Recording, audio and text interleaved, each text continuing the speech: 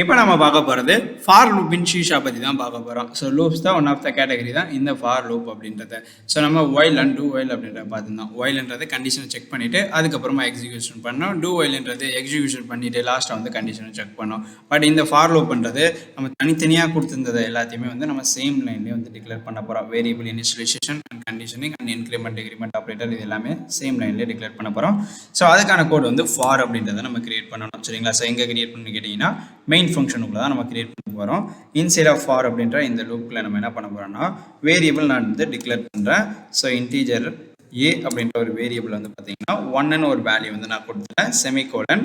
அதுக்கப்புறம் கண்டிஷன் வந்து நான் டிக்ளேர் பண்ணணும். சேம் ஏன்ற வேரியபிள் வந்து பார்த்தீங்கன்னா ஸோ லெஸ்ஸர் தென் 5 அப்படின்றத நான் கொடுக்குறேன். ஸோ ஏவோட வேல்யூ வந்து லெஸ் தென் 5 ஆகிருக்கும் அப்படின்றத. ஸோ அதுக்கப்புறம் வந்து பார்த்தீங்கன்னா increment R decrement operator declare பண்ணோம். ஸோ நான் இன்க்ரிமெண்ட் ஆப்ரேட்டரை சூஸ் பண்ணிவிட்டு இந்த ஃபாருக்கான பாடி வந்து நான் கிரியேட் பண்ணிடுறேன். ஓகேவா? ஸோ நான் இங்கே ஏ ஈக்குவல் டு 1ன்னு கொடுத்துருக்கேன். ஸோ அப்போ ஏவோட வேல்யூ வந்து 1 அப்படின்றது இருக்கும். சரிங்களா? ஸோ இதுக்கு பேர் தான் வேரியபிள் இனிஷியலைசேஷன் சொல்லுவோம். இதுக்கு பேர் கண்டிஷனிங் அண்ட் இதுக்கு பேர் இன்க்ரிமெண்ட் ஆர் டிக்ரிமெண்ட் ஆப்ரேட்டர் அப்படின்றத சொல்லுவோம். இங்கே டிக்ளேர் பண்ணுறதை பொறுத்து இப்போ நம்ம இன்க்ரிமெண்ட் ஆப்ரேட்டர் யூஸ் பண்ணிக்கனால இன்க்ரிமெண்ட் ஆப்ரேட்டர்னு சொல்லுவோம். ஓகே. ஸோ இப்போ ஏவோட வேல்யூ 1. ஸோ கண்டிஷன் செக் பண்ணோம். இந்த கண்டிஷன் ட்ரூ ஆனிச்சுன்னா இந்த ஃபாரோட பாடிக்குள்ள வந்து கன்சோல் ஆர் ரைட் லைனில் நமக்கு வந்து என்ன ஆகும்னா அந்த வேல்யூவை பிரிண்ட் பண்ண சொல்லியிருக்கோம். அப்போ 1ன்றது பிரிண்ட் ஆகும்.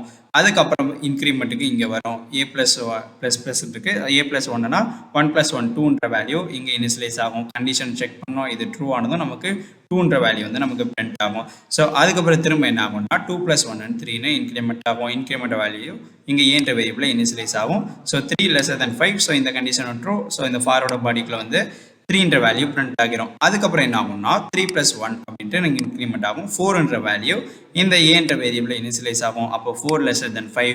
ஸோ இந்த கண்டிஷனுமே நமக்கு ட்ரூ. அப்போ இந்த ஃபார்வர்ட பாடிக்குள்ள வந்து நமக்கு 4 அப்படின்றது பிரிண்ட் ஆகிரும்.